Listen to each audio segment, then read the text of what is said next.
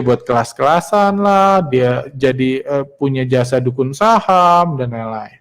Kayak gitu. Mayoritas enggak. Karena kenapa dia kayak gitu? Karena dia pun nggak bisa profit konsisten. Dia pun nggak bisa dapat 10 juta sebulan kalau harus konsisten. Jadi dia jadi fee pengelolaan nasabah. Fund manager itu pun mereka dapat duitnya dari pengelolaan dana nasabah kayak gitu. Atau kalau Anda benar-benar idealis atau Anda benar-benar sakti, Anda yakin mau jadi full time trader, Anda pun tetap nggak bisa dapat profit konsisten. Apa yang harus Anda lakukan? Anda ambil pengeluaran Anda dari portfolio trading portfolio Anda kayak gitu. Lain yang ini, kalau Anda jadi mau full time trader, Anda harus mengetahui rata-rata kinerja trading kalau dibandingkan dengan IHSG. Seperti itu. Jadi ini beberapa tips kalau mau jadi full time trader, mengetahui rata-rata kinerja trading Anda. Jadi jangan dengan nekat Anda bilang, saya mau jadi full time trader tanpa mempertimbangkan mengukur skill Anda. Salah satu yang bisa Anda lakukan, Anda hitung dulu rata-rata trading Anda. Di masa normal, saya nggak nyaranin siapapun jadi full time trader sebelum trading minimum 2 tahun. Dan 2 tahun itu juga IHSG-nya harus naik turun ya. Kalau IHSG cuma naik doang memang gampang, pas turun dia bangkrut, nanti udah kacau, dia udah jadi full time trader pas turunnya. Di masa normal, saya nggak nyaranin sebelum ini, cuma di masa COVID-19 mungkin ada yang nggak punya pilihan. Ya, Anda lihat sendiri kondisinya seperti itu di masa normal, jadi milikilah evaluasi kinerja dibandingkan IHSG, portfolio Anda. Misalnya kinerja IHSG 0,8 bulan Januari, naik 0,8%, kinerja trading 1,7%. Di bulan Februari portfolio Anda tumbuh 1,7%. Di bulan Februari naik 3,3%, kinerja trading Anda 4%, kayak gitu. Anda lihat, Anda bisa lebih baik dari IHSG atau lebih buruk di IHSG secara rata-rata dalam 2 tahun, misalnya seperti itu. Ketika market naik dan ketika market turun, kayak gitu. Anda apakah konsisten bisa selalu lebih baik dari IHSG?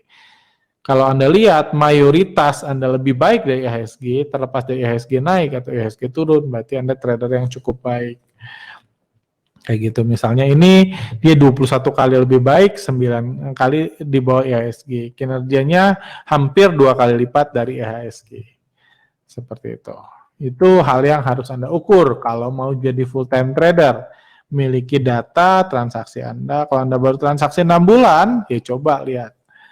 Kayak gitu. Sekarang kalau Anda misalnya yang kebagian kena PHK, baru transaksi 3 bulan, ya coba dulu lah catat. Sambil Anda mungkin cari kerja, cari bisnis lain, cari itu lain, sambil Anda serius trading. Kalau Anda nggak bisa bisnis lain, ya fokus di sini dan coba recover bisnis Anda, mudah-mudahan bisa jalan lagi atau apa. Di tengah sambil Anda berusaha, terus Anda record, mungkin nanti setahun lagi, ketika IHSG naik turun, Anda ngelihat, oh ternyata jadi full time trader lebih menguntungkan daripada bisnis saya yang mungkin udah bisa dimulai lagi. Kalau nggak bisa pun, at least Anda udah punya skill untuk jadi full time trader, misalnya setahun ke depan, setelah 1 tahun trading, tapi milikilah catatan kinerja portfolio Anda. Terus, seberapa sering Anda withdraw keuntungan dari akun saham Anda? Pastikan Anda bukan trading yang cuma top up ngisi koin doang, habis isi lagi. Anda harus pernah menikmati keuntungan Anda trading. Kalau Anda belum pernah withdraw, belum layak jadi full time trader. Karena full time trader harus tiap bulan withdraw. Kayak gitu. Jadi kalau belum pernah withdraw, cuman angka-angka di ini doang, udah cuan, tapi belum dijual, belum itu belum cuan. Cuan yang real adalah yang sudah masuk ke bank Anda. Atau udah dibeliin mobil, udah dibeliin motor, itu cuan yang real. Kayak gitu. Seberapa kali Anda itu pertimbangan juga, seberapa kali Anda merasakan bearish market. Market jatuh itu misalnya, Anda kalau belum pernah merasakan market jatuh, belum layak jadi full time trader. Kenapa belum layak? Karena nanti kalau jatuh Anda stres, Anda nyangkut semua, bahaya buat Anda kan. Jadi harus siap naik turunnya market.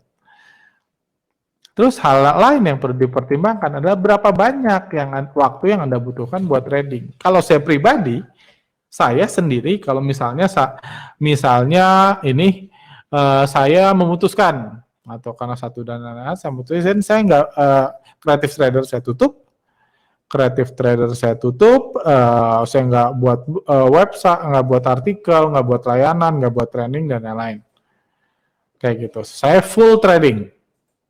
Mungkin di satu sisi saya ngeliat no problem, saya cukup aman, profitnya mencukupi, setahun dibagi 12 bisa cuan, saya bisa hidup baik-baik aja. Tapi jujur, saya pribadi, kalau saya melakukan itu lagi sekarang, saya ngerasa saya mau ngapain sehari-hari. Karena gaya trading saya nggak membutuhkan saya menganalisa sepanjang hari, dari pagi sampai malam kayak gitu. Saya jadi nggak jelas. Hidup saya jadi nggak jelas karena style trading saya nggak membutuhkan saya harus tektok tiap hari sehari trading 50 kali, nggak butuh. Itu nggak lebih untung kalau bagi saya. Mungkin bagi Anda lebih untung, mungkin bagi sejumlah trader lebih untung, cuman bagi saya nggak. Saya fokus cari saham bagus, saya beli, saya tunggu naik, atau saya amatin terus. Kalau dia naik terus ya saya biarin terus. Cuma nggak butuh waktu.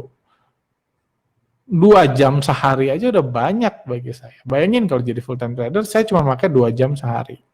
Ada orang, ya Anda bisa perhatikan sendiri kayak gitu. Ada misalnya, kalau ada trader copet profesional, dia trading misalnya, dia sudah mendata dirinya, saya kalau trading sejam sehari, untungnya 300.000 sehari.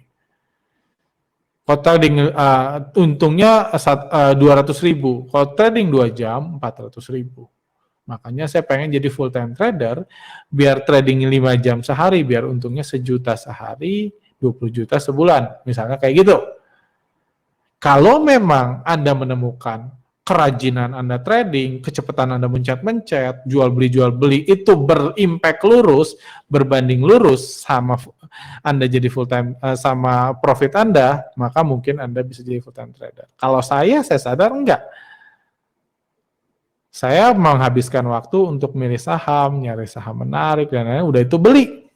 Saya analisa, semua metode analisa saya buat menemukan itu, udah itu saya beli sahamnya. Itu aja yang saya lakukan. Kayak gitu. Dan nggak butuh jadi full time. Karena kalau jadi full time, saya nganggur.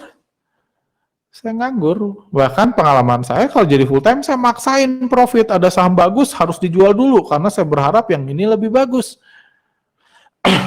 Kayak gitu. Saya ngejar gorengan-gorengan yang lagi digoreng bandar, saya kejar itu. Karena saya full time kan. Nggak guna banget saya depan komputer gitu, nggak ngapa-ngapain. Kayak gitu. Nggak guna banget, saya ngerasa. Hilang juga, ini saya jadi orang yang nggak berguna, nggak punya manfaat, nggak punya teman, dan lain-lain. Jadi banyak hal, dan saya ketemu banyak banget orang yang pernah memutuskan jadi full time trader dan mundur.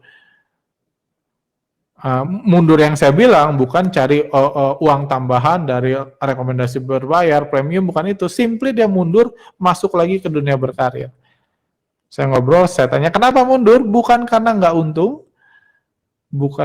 untung, tapi karena bosan, karena ngerasa nggak berguna, nggak punya teman, nggak punya pergaulan, dia stres, mundur karena itu. Berkarir lagi. Sebelumnya berkarir, pensiunnya full time trader, berkarir lagi. Saya ketemu banyak banget orang seperti itu.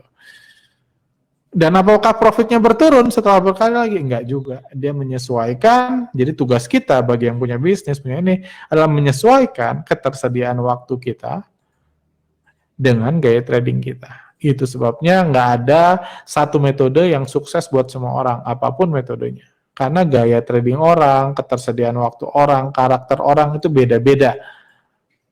Kayak gitu. Oke.